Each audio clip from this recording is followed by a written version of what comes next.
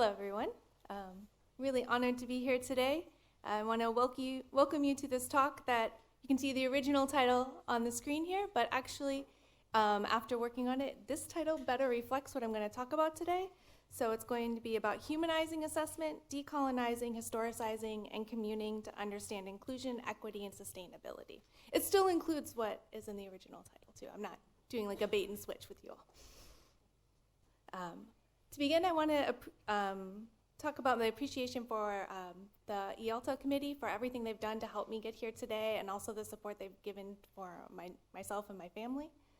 To my colleagues, Mario Lopez Gopar, Constant Leung, Angel Arias, Vilma Huerta Cordova, Yesenia Bautista Ortiz for their ongoing friendship and collaboration in work and in life. My lovely husband and my daughter, they bring pure bliss into the world. My friends Hanna Hickama and Sanna Hickama, they're the ones really helping me out a lot with May, with my daughter, while I'm here.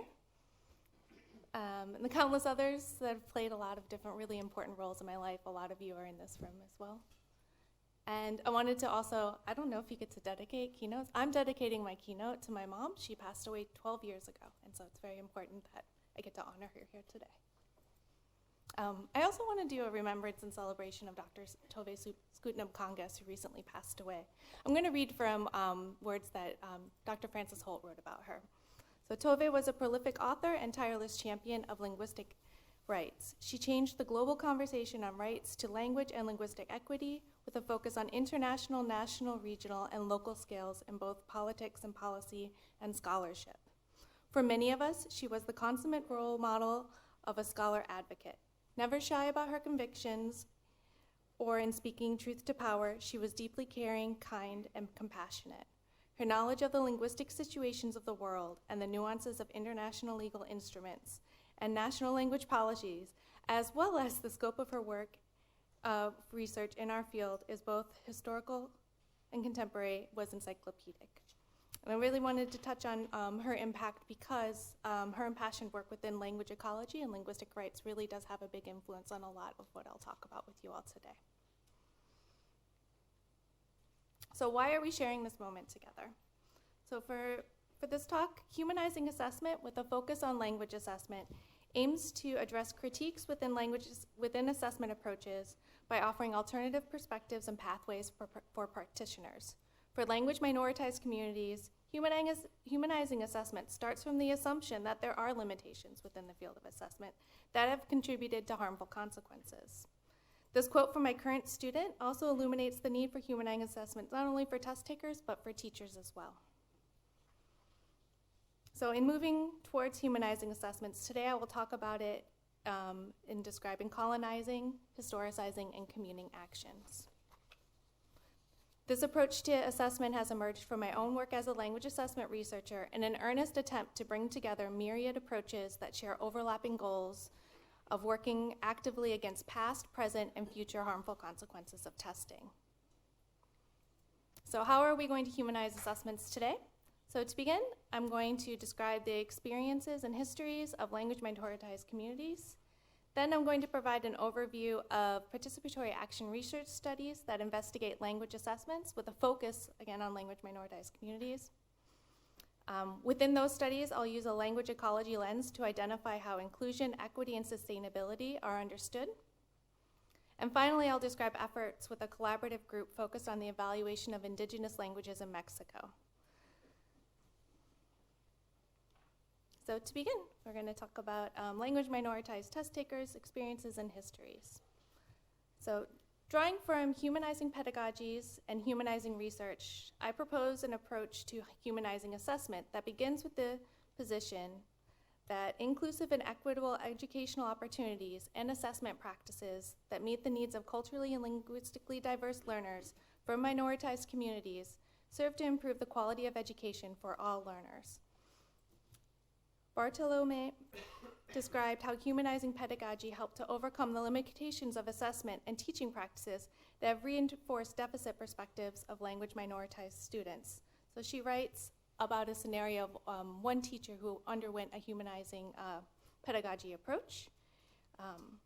So initially, the teacher had formed an erroneous notion of her student's personality, worldview, academic ability, motivation, and academic potential based on the basis of his Puerto Rican ethnicity, low socioeconomic status, limited English proficiency, and moderately learning disabled label. Because of the restrictive and closed nature of earlier assessment and instruction, the teacher had never received information about her student that challenged her negative perceptions. So then after undergoing practice with humanizing pedagogies, the meaningful teacher and student interaction served to humanize instruction by expanding the horizons through which the student demonstrated human qualities, dreams, desires, and capabilities that close-ended tests and instruction never captured. So in this example describes how tests and curriculum can limit or restrict teachers' purview of student knowledge. The narrow band of information and ways of demonstrating knowledge that are part of many assessment approaches are a disservice to educational opportunities for many minoritized students whose knowledge is effectively erased through these practices. So this erasure is one example of colonial legacies that continue to shape ongoing systems of oppression. Testing has served as one often effective tool within these systems of oppression. For language minoritized test takers in particular, critiques of testing practices have gone largely unaddressed for decades. Papers by Sanchez and Duran describe persistent issues with assessments for language minoritized communities. When questioning the validity of score inferences about measures of intelligence for Spanish-speaking students, Sanchez asked, do the tests measure in that particular child what they purport to measure? And are the assumptions on which the tests are based for the original norm children applicable with equal justice for this particular case? So again, this is written in 1934. Sanchez's questioning of the test design and construct in general, and specifically with reference to the normative populations and limited score inferences, are also reflected in Duran's descriptions of issues of language assessment and language minoritized people written in 1989. So Duran noted that there are significant problems with language proficiency tests. Intelligence tests need to account for test takers' proficiency in the language of the assessment and their cultural background, that there's limited data on testing and school achievement, that there were complications with evaluations for language minoritized bilinguals in special education, and that there were problems with relying on college admission exams. So these concerns have been taken up more earnestly in the field of assessment in recent years, yet the attempts to make assessments more equity-oriented have not fully resolved these inequities and also have introduced new inequities. In 2003, Solano Flores and Trumball wrote that to date, efforts to address linguistic diversity have been largely less effective than researchers have hoped. And these issues are still persistent today. For content area tests, studies have documented limited to no effective test accommodations for language minoritized students. For university English proficiency entrance exams, there's weak predictive validity of IELTS and TOEFL with respect to academic achievement once admitted. The construct of academic language, which underlies many language proficiency and content area tests, continues to be debated in terms of its merits and socio-political racial ties. And across all forms of testing, in addition to issues around language, the ubiquity of cultural issues remains. So some of these issues within language assessments may be connected to the positioning of language minoritized communities' linguistic diversity as being viewed as extraneous to the test construct or a potential contributor to measurement error during the test development process rather than central to test construct and design. More recent work in multilingual translanguaging assessment is being done to understand linguistic diversity or multilingualism as the essence of validity. Initiatives in culturally responsive assessment, anti-racist measurement or justice-oriented testing, and assessment practices within indigenous language communities can all aid in understanding and better addressing this question: how consequential can assessment be to learning when assessment approaches may not be inclusive of diverse learners? So this rhetorical question, like, why create assessments if not to better understand these test takers that we're working with? So a use-oriented approach to to testing seeks to address these continued issues with assessment by focusing specifically on test takers. Shahami has written that use-oriented testing is concerned with what happens to test takers, the ethicality and fairness of tests, the long and short-term consequences that tests have on education and society. Combining a use-oriented approach with historical analysis, I argue for centering language minoritized communities and their purposes for taking tests. This centering of the language minoritized test takers results in understanding the social consequences of testing as a cumulative impact of decades and centuries of assessment practices. In my analysis of the social consequences of testing for language minoritized communities in the United States, I identified 4 test taker purposes, listed here: seeking entry to the United States, seeking civic participation, seeking higher ed, and seeking K-12 education.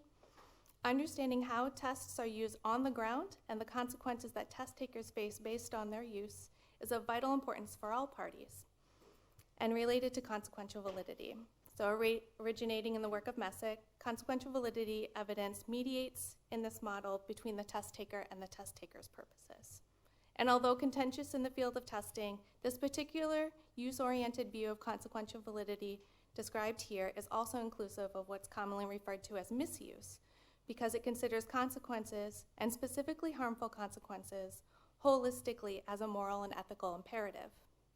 Humanizing the assessment process also focuses on the consequences of testing instruments, plural, collectively, with policies and with other activities that contribute to testing consequences, again, all from the test taker's perspective, which serves to illuminate, enhance, and complicate our understanding of consequences. So in sum,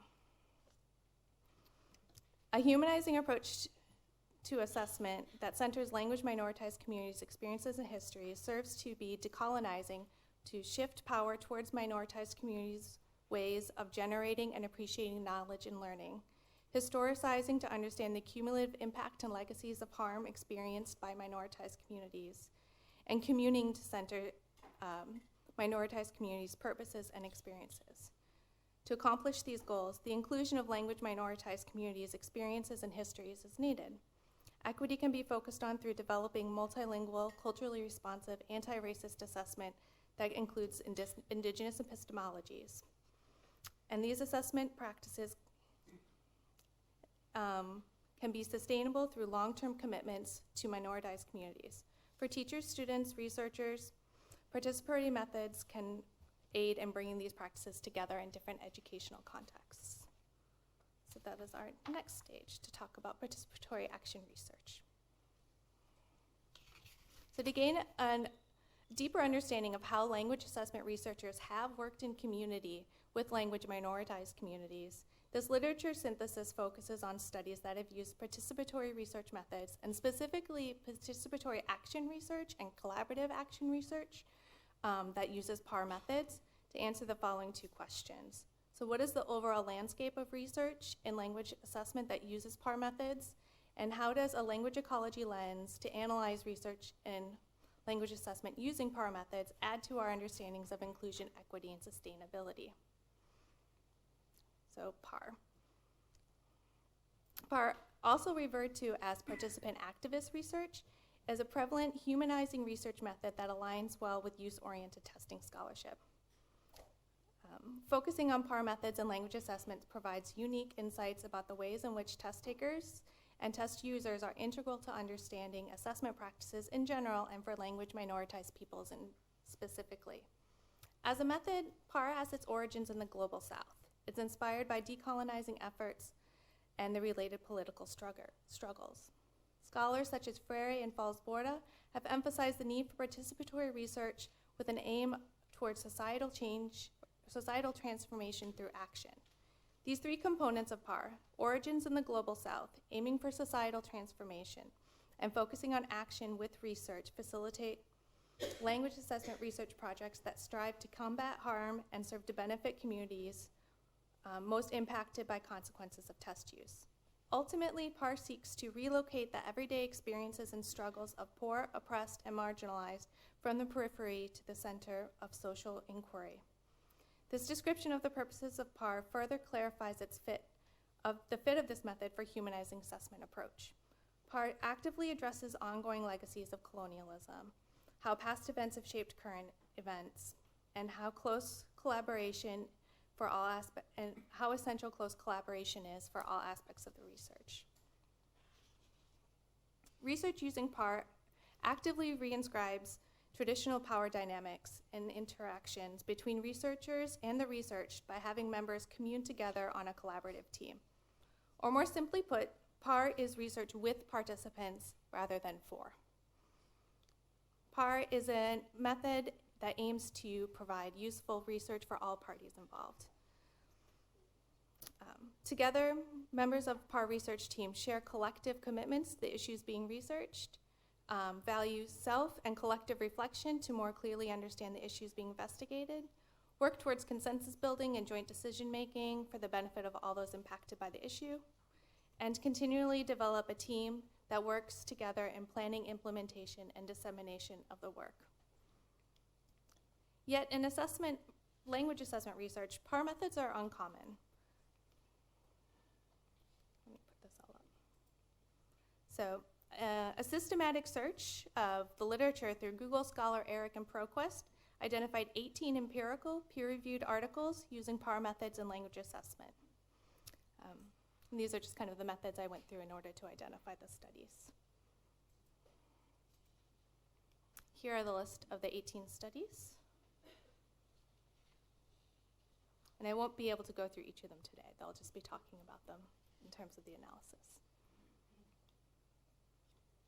Language assessment research using PAR have transdisciplinary journal representation in education, research methods, and applied linguistics journals. Only one study has been published in a journal affiliated with Language Assessment Quarterly.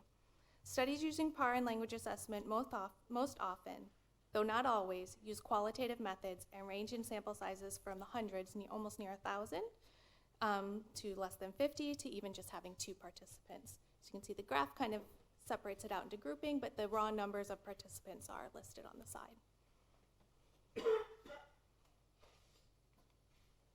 PAR studies in language assessment have been conducted across most continents with the exception of South America. What this variety illustrates is there is not a prototypical or template of PAR studies in language assessment in terms of methods and approaches. However, the themes of inclusion, equity, and sustainable do unite these studies. So now I'm going to shift to the analysis of the studies using a language ecology lens. So the 4 systems of, the 4 systems help to locate the ways in which inclusion, equity, and sustainability are understood across the different studies. Although these systems here, macro, exo, meso, and micro, are interconnected, each layer is organized to highlight particular areas. The macro system focuses on societal systems and belief systems. The exosystem examines organizational events or decisions. The mesosystem emphasizes connections within contexts and settings. And the microsystem is the system where individuals reside and interact. The questions here posed by Arias and Schissel at each system level consider the role of multilingual communities of practice within test design and validation. In language ecology, these systems connect physical, biological, and social environments. And understanding the interconnectedness of these systems, Hornberger and Holt explain that language ecology research encompasses social, historical, sociolinguistic, and political forces at the individual, community, and societal system levels. For work centering language minoritized communities, language ecology is particularly well suited because of the emphasis on diversity over standardization and community involvement rather than specialist management. Fox and R.T. Mayeva have pointed to the important role that local community members can play in assessment despite current limitations to validate validity theory that often overlook the intricacies of local context.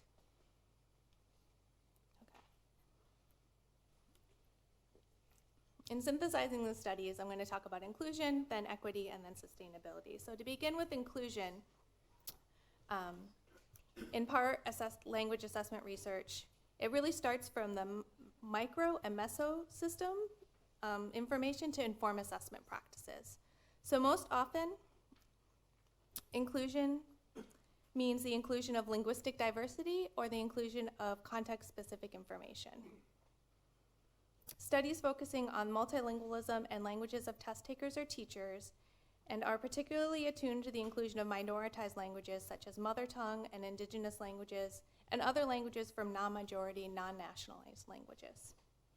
Although language is generally discussed as the primary entry point for inclusion, being a minoritized language usually entails other minoritized racial, ethnic, gender, economic, religious, and ability identity markers. Thus, language minoritized people are viewed through an intersectional lens. The language or region of origin remain foregrounded in the majority of the papers.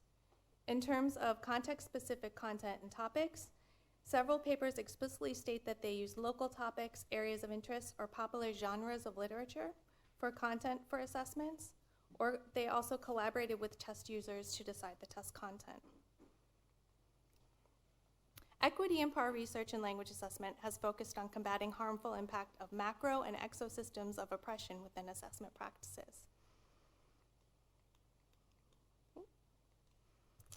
Studies looked at the histories and legacies of oppressive systems such as colonialism and classism. Connected with colonialism has been the forced erasure of minoritized languages, but in particular, mother tongue and indigenous languages. Across the studies, they highlight who is given the power of making major decisions around assessments, with all the studies to varying degrees focusing on what assessment practices can look like when teachers and sometimes students had self-determination in their self-assessment practices.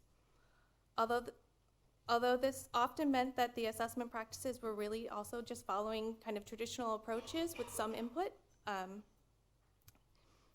inclusion of multilingual skills that was highlighted earlier was one way in which these studies did work counter to some traditional approaches.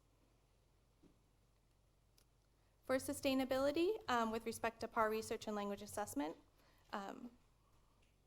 the practices understanding of how assessment operated across the different systems, so it worked kind of across all of them, with respect to the perspectives of community members more immediately impacted by assessment practices, and this was really focused on through partnerships.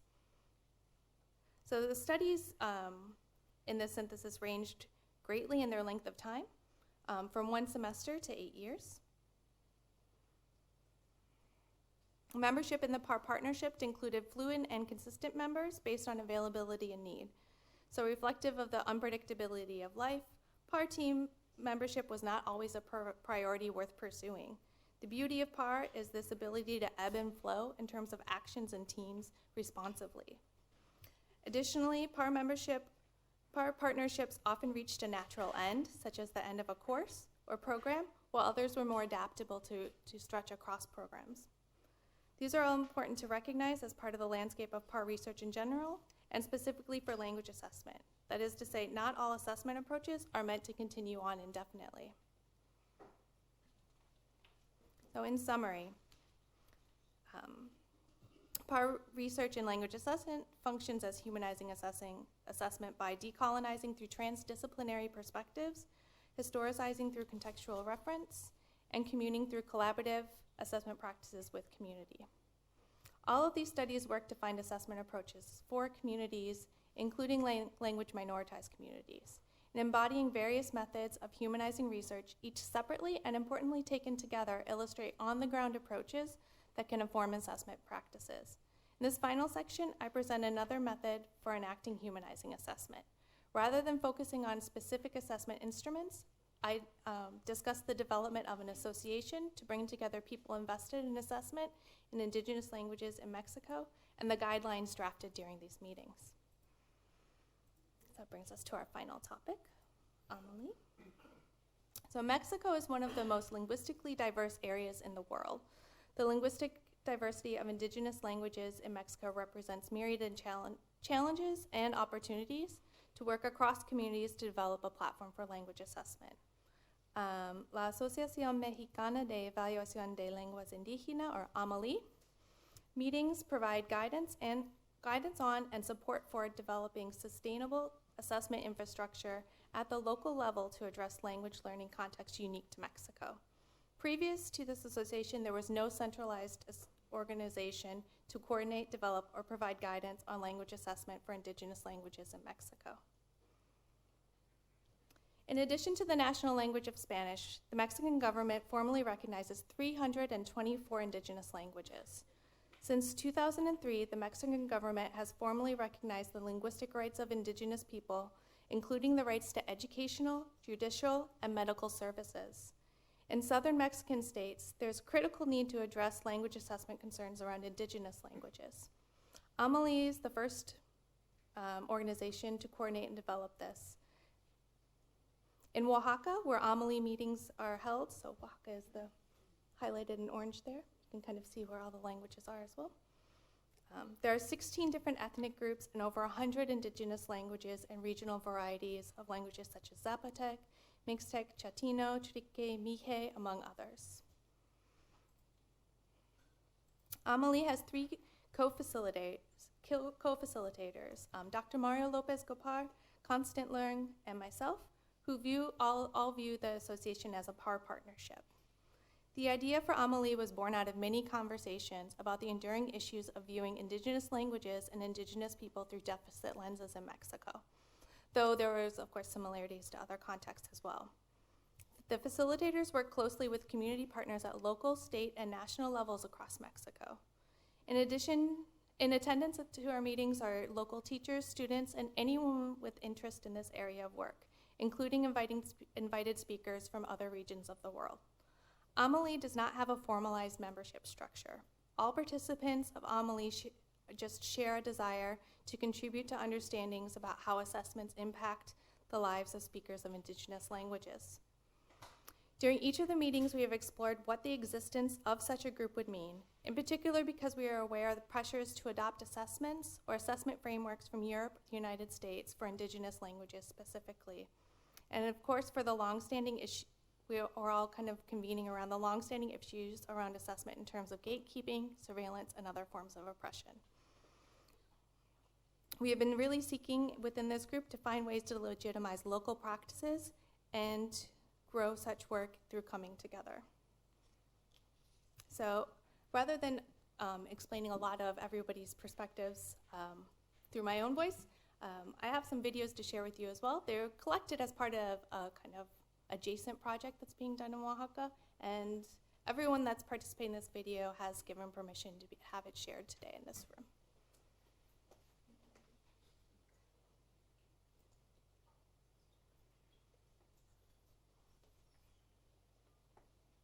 Nalaya Kiara Rios, ne Napa, Gandene, Chine Turiza, ne Runeri Jinjararira, Facultad de Idiomas,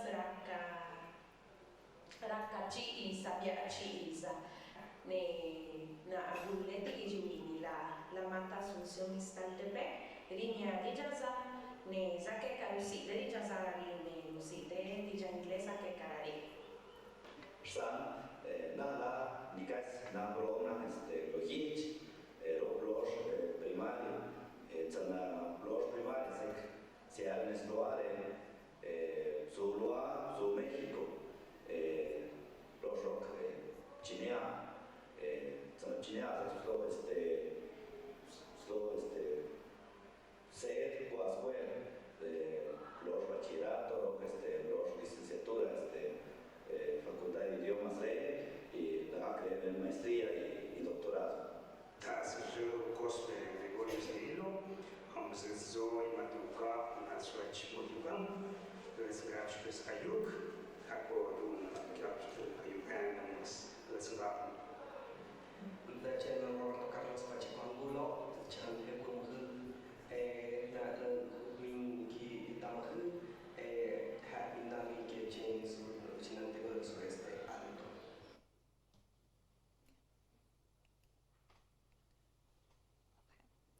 We'll hear more from them throughout the presentation. So during these 4 meetings, we've generated 4 working principles, each overlapping and intersecting in ways that seek to amplify the contributions of Indigenous language assessments in Mexico and also globally through efforts grounded in community self-determination. Our association operates with a clear understanding of power and position that many traditional measurement paradigms hold in our worlds. Finally, we are working together. We are working to look to each other for guidance and learning in this area. So these are the 4 guiding principles I'll talk with you about today. So building trust among members of the association in collaboration and communing with shared projects, promoting voluntary, interdependent, horizontal communication, fostering socially and culturally responsible use of language assessment and evaluation, and ongoing questioning about what will or could be the social consequences of evaluations. For Principle 1, our work in Amalie focuses on genuine care amongst each other, which fosters our projects and importantly, really keeps us all wanting to work together. So we take the time to nurture our connections and facilitate dynamic understandings of communities, place, and ourselves, which we really argue enhances the quality of the work we're able to do. To promote this trust, we engage in voluntary, interdependent, horizontal communication through shared dialogues. So dialogue is meaningful precisely because the dialogical subjects, the agents in the dialogue, not only retain their identity, but actively defend it and thus grow together. So precisely on this account, dialogue does not level them, it does not even them out or reduce them to each other, right? Everyone is still staying themselves. Egalitarian dialogue specifically is necessary to build a collaborative project. Egalitarian dialogue occurs when the contributors of each of the participants are recognized and valued, taking into account the validity of the arguments presented in the interaction. Co-constructing, affirming identities, and viewing each other as knowledge producers is vital in collaborative projects with Indigenous peoples to foster socially and culturally responsive use of language assessment and evaluation. So Lopez Gopar argues that collaborative research projects should be historically grounded and should analyze the history faced by Indigenous peoples in Mexico in order to understand the origins and the prevalent discourses of coloniality and colonial difference and their effects. For assessment specifically, Lopez Gopar explains that collaborating with critically oriented language testing citizens in order to develop local assessment practices, tests, or tools which are ethical, valid, or fair is not only necessary, but it's the decolonizing thing to do. Our 4th working principle focuses on consequences, and especially addressing harmful consequences. We look at consequences holistically and do not categorize them in terms of whether or not they were intended to occur, and view intention as largely irrelevant regarding the enduring history of harm, especially in Indigenous contexts. In looking closely at issues surrounding dismissing unintentional consequences, McCloskey writes, "The prevailing tendency to analyze inequity and austerity as a problem of unintended consequences deflects scrutiny of injustice. By professing attention to the results of a background politics of presumed benevolence, this phrase mystifies and excuses the structures designed to produce unequal harm." Okay. So returning now to our friends in Oaxaca, we're going to hear 2 more videos from them. One is about their definitions of collaboration, and then they're kind of their own ways of going about collaborating with different researchers.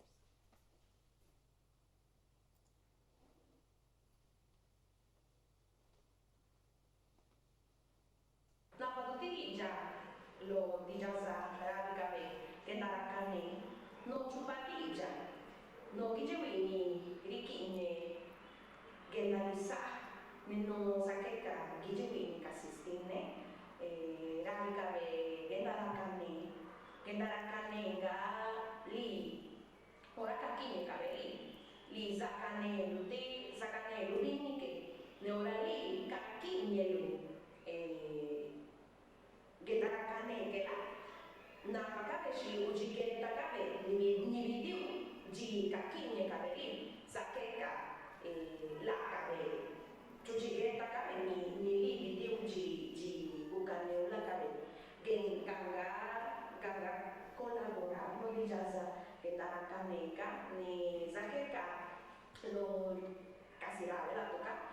no gijuini arikala rabika berenalisa apunti pero ngekani. Yo no quisiera ir directamente a la palabra colaborar, quisiera hablar primero sobre dos sufijos que implican hacer algo en conjunto, algo con otra persona. Entonces, está la palabra rio, que quiere decir hacer algo, alguna actividad con dos personas. También existe rian, y esa palabra, ese prefijo, sufijo se utiliza para llevar a cabo actividades con más de dos personas.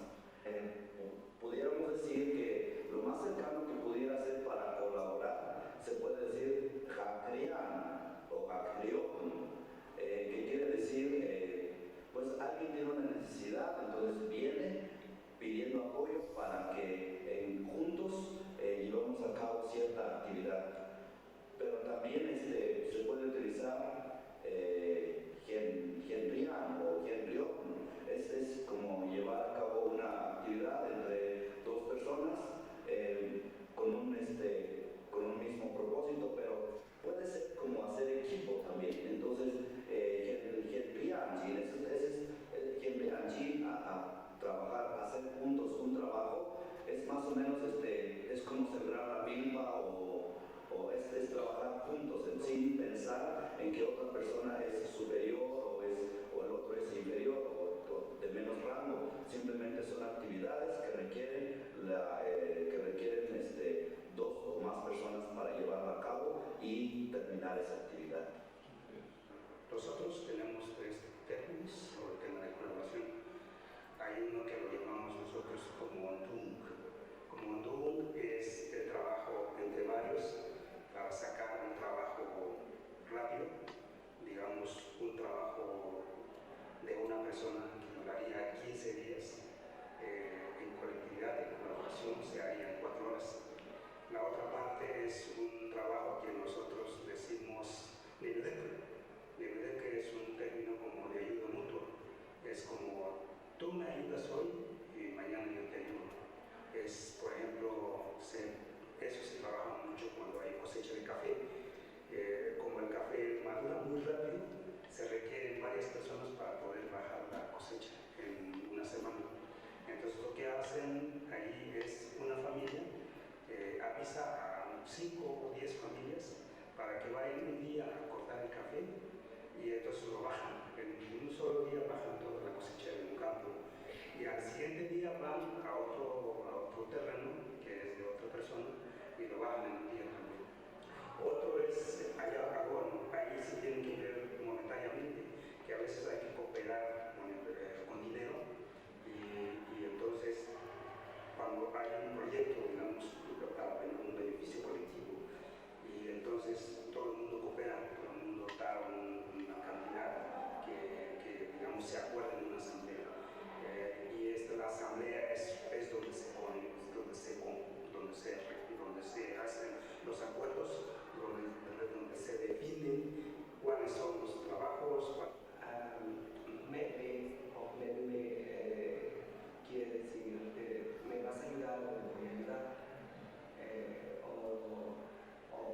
Juan con es como te voy a dar una mano en tu trabajo, en las actividades que vas a hacer. Si es fiesta, te voy a ir a apoyar,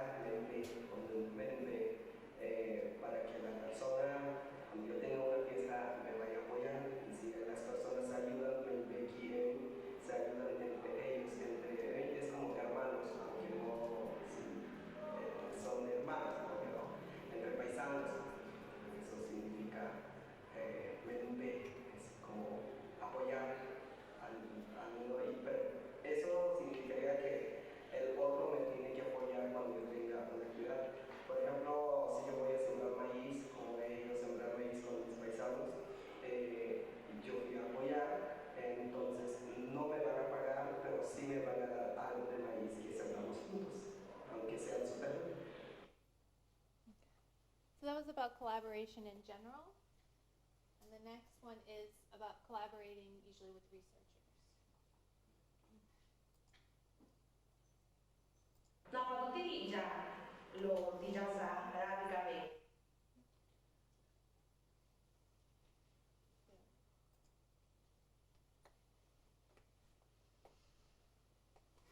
And if I take someone there, I want one day that someone would help me to, I don't know, to encourage, to motivate people to speak the language and to also to share the language with their kids. But I think that something that is very effective is that when someone who comes from another country, another city, in this case someone who wants to, I don't know, to do research about the language, about the community, about the vocabulary or the or Zapotec in general, so that they should learn the language and to speak the language and to have more like spaces or to have more places where I can speak my language. Primero, para mí, que tenga el mismo interés que esa persona, ¿no? Porque si es algo de física, de matemáticas o algo de ingeniería o de arquitectura, pues es algo que no, no tiene que ver nada conmigo, pero sí es algo que es compatible con lo que de por sí estoy haciendo y puedo aprender, puedo tener algún beneficio, pues con mucho gusto podría colaborar si es que mis tiempos lo permiten. Para mí yo veo dos beneficios. Uno, pues los dos son personales, que yo obtenga un beneficio intelectual, que yo aprenda algo y si no, algo económico.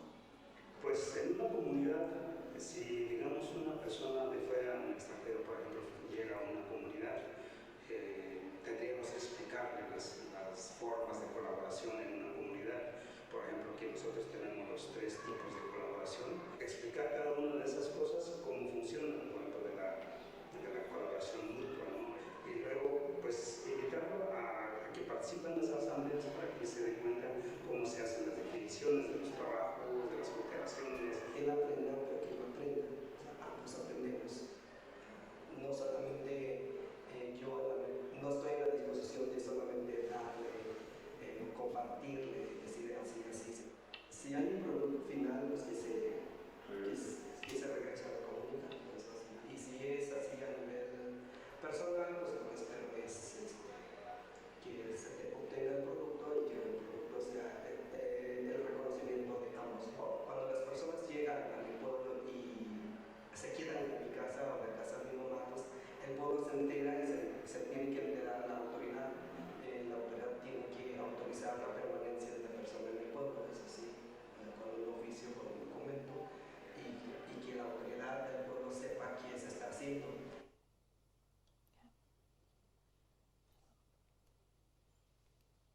Kind of in sum of all of this information about Amelie. So taken together, these principles and these discussions are not meant to be illustrative of best practices, but rather ethical choices that we are making based on centering relationships in research and also the complications that arise. The guiding principles remain under constant revision and function as a working document. For the field of assessment, these principles may be of interest to inform theories and frameworks such as those related to the understandings of validity, and they also may be used to find ways to address long-standing forms of oppression in relation to testing and colonization.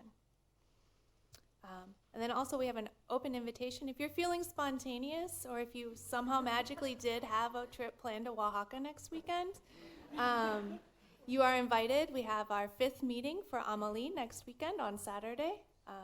It's always the more the merrier, so if you're around, please join us. It will not be live streamed though. It's just an in-person event. So in summary, with respect to humanizing assessment, Amelie works towards decolonizing with indigenous knowledge, historicizing through addressing legacies of colonialism, and communing through shared research projects.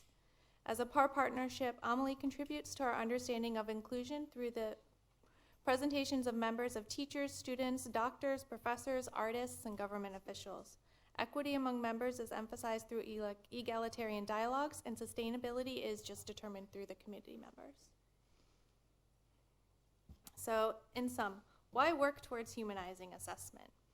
So in their introduction to the edited volume, Humanizing Research, Paris and Wynn ask, in what ways does our work shape, sort, and decide who counts? In answering this question, a humanizing assessment approach aids testing asks testing practitioners to grapple with the full impact of assessment work, especially the inevitable harmful consequences.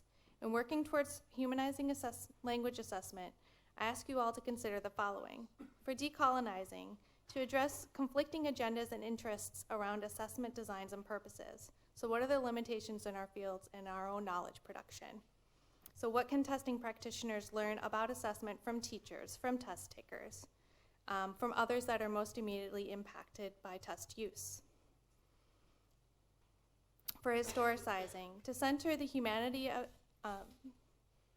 and history of test takers' lives and decenter documents such as the standards as a matter of ethics and racial justice. DeCosta states that although microethics are a good starting point, so documents such as the standards, they are often too generic to substantially inform the myriad ethical dilemmas at the micro level. And for communing, to work towards developing relationships through communing. So moving away from things such as surveys, focus groups, content item review, to collaboration with test takers really in close communing environments. So organizations such as Amelie, it's kind of a bit longer, but informal organizations as well. So such an approach necessitates a change in priorities from the goals and standards of the profession to the lived realities of people. I have personal reasons of why I do this as well, right? And that's mostly just to honor the commitments and connections that I have related to this work and just in my life in general. These are just some of the important people in my life that I wanted to share with you all today. So these shifts in orientations and actions have much to offer language minoritized people, which in turn will improve inclusive, equitable, sustainable efforts in language assessment overall. So many thanks.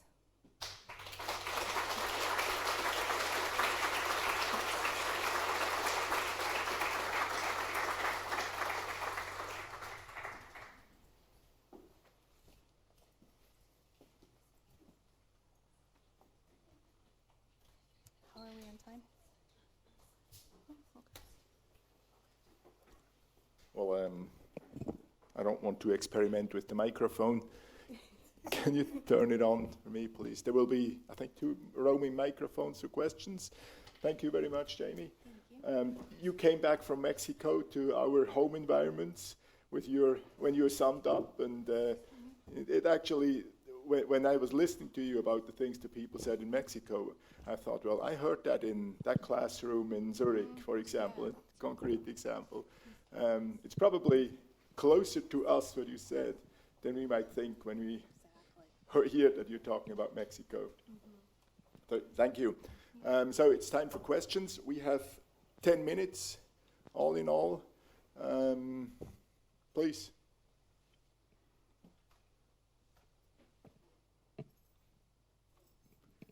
In the middle, right there. Elana Shawami. Oh, I thought, yeah. She didn't see you. Thank you, Jamie. That's wonderful work, I think, and especially to go to Eric.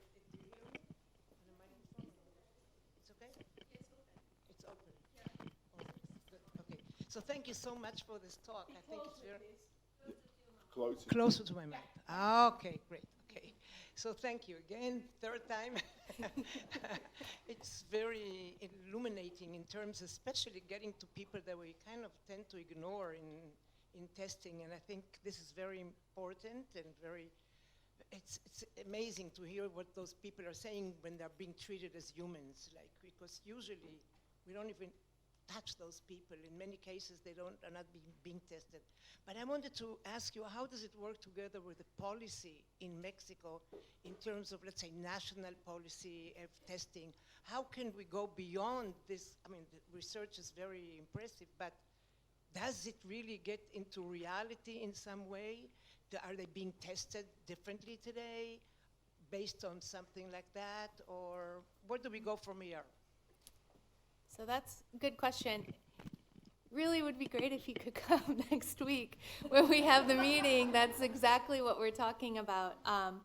A lot of the meetings beforehand were really just building up the community part, right? So just making sure that we kind of understood each other and we're building these relationships. So this meeting now is the first one where we're really talking about assessment design. We had one meeting right before COVID where the conversation was left at how much do we want to create an assessment? We're trying to create a certification. They want to create a certification. So after you've completed 8 semesters of Zapotec and now Mihe, so Kiara who talked and the third person, Cosme, who spoke, they teach indigenous languages at the university there. And so now they want to figure out a certification for the people who've completed the programs. And what does the certificate mean? And so that's the kind of the discussion we're having. How broadly do we want this to be understood? So do we want to create something and then do like a backwards alignment with the Common European Framework of Reference, which is just so commonly used there? Do we want to go completely outside of it and just kind of have it be its own self-contained entity? Everyone kind of has their own stakes. The past administration really wanted something that was aligned with the SEFRA because they wanted to be able to promote it more widely. This is what's going on in our university and have people immediately understand it.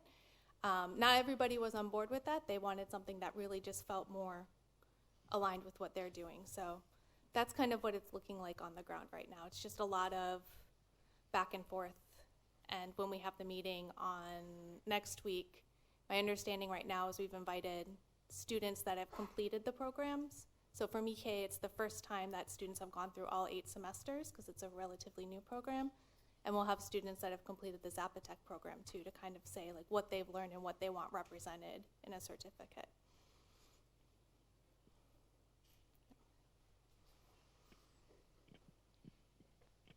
Also, all of that is subject to change. I don't make these decisions. I should also add that clarifying part, yeah. Yeah, in the front with the mask. There's somebody up there already. Okay. Oh, okay, sorry. Sorry, there's one more. Yeah, hey, Alex.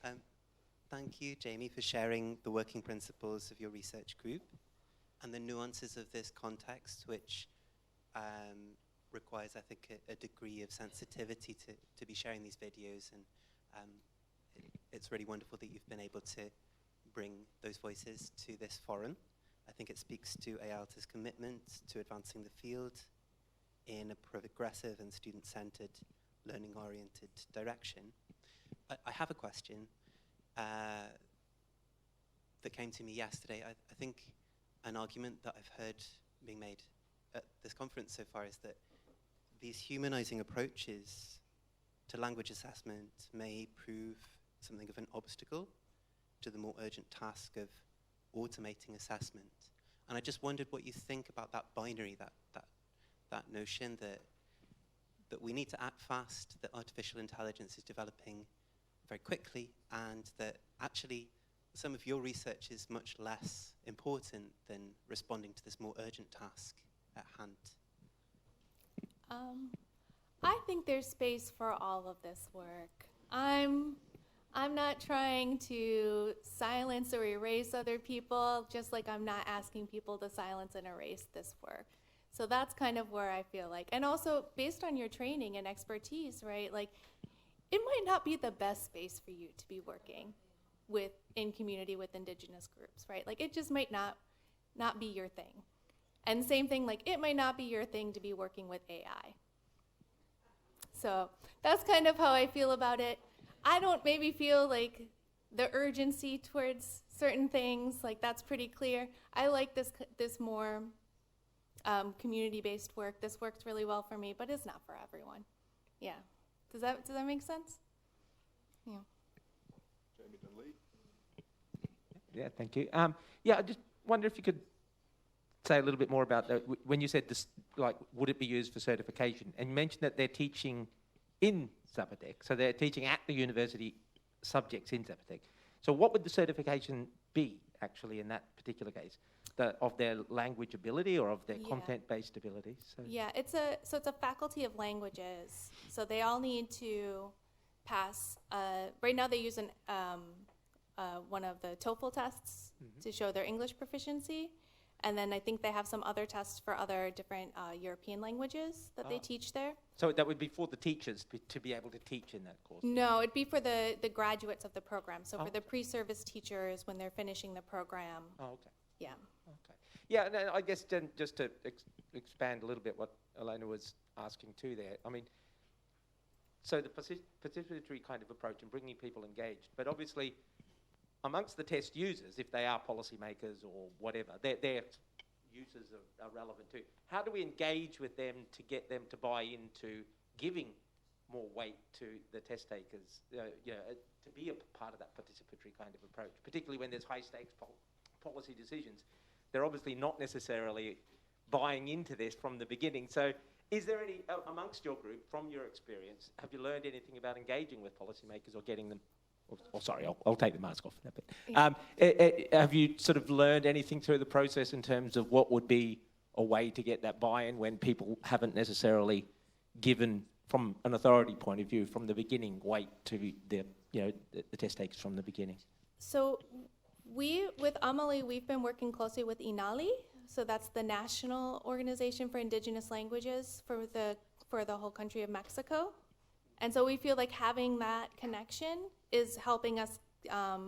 Like we've had one of the guy from INALI, he's spoke 3 times and he's just attended to one of our other meetings.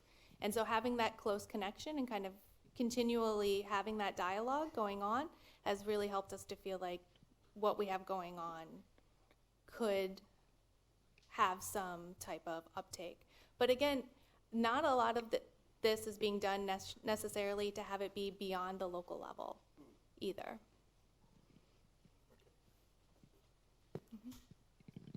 Hello, I just have one quick follow-up question. Could this sort of exit assessment also be used to measure bilingualism for people who already speak the indigenous language plus Spanish, for example? Does that question make sense? So if they're creating this certificate, could this certificate also be bestowed on people who are already bilingual? Good question. I'm not sure. That's something that definitely will probably come up in the meetings. The original design of it is just really to think about what it means to go through these 8 semesters. But yeah, I mean, it's possible too to have people who have grown up right with the language and feel like I don't need to take these classes, I already know it, to have that type of recognition.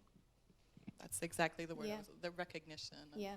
already not needing to take these classes. That's honestly, recognition is the reason why we've been talking about this, is just to make sure that these things are recognized and kind of celebrated in a way that gets noticed more readily. Mm-hmm. One more question. Barry.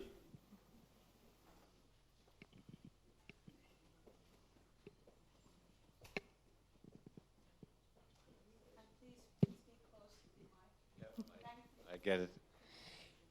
Thanks, that was a really interesting presentation. Like Elana, I'm really interested in the practicalities. And one part of the practicalities is, do you have a concern that policymakers and influencers from other research and assessment, particularly paradigms, may force you or the group working in this area to move towards a standard, what we see as a traditional standardized test, rather than a test system that maybe more accurately reflects the culture and the language that you're focusing on? I feel pretty good about how things work in Oaxaca in terms of resistance and not kind of adapting things just to adapt things. There are pretty active unions in terms of representing people's rights, and so, but I don't know, right? There are cases with the languages that we're talking about. There's just nothing that really exists. So there's not as much external pressure around that because there's not much being developed in that area. But I do feel like it's a community. This is why the first 4 meetings were just about relationship building, right? So that we do trust each other and we do kind of understand each other. So that if for some reason we did encounter that, we would work together to try to figure out how to handle it. Okay. Yeah. Thanks, Jamie. Yeah. Thank you for this really interesting start into the conference.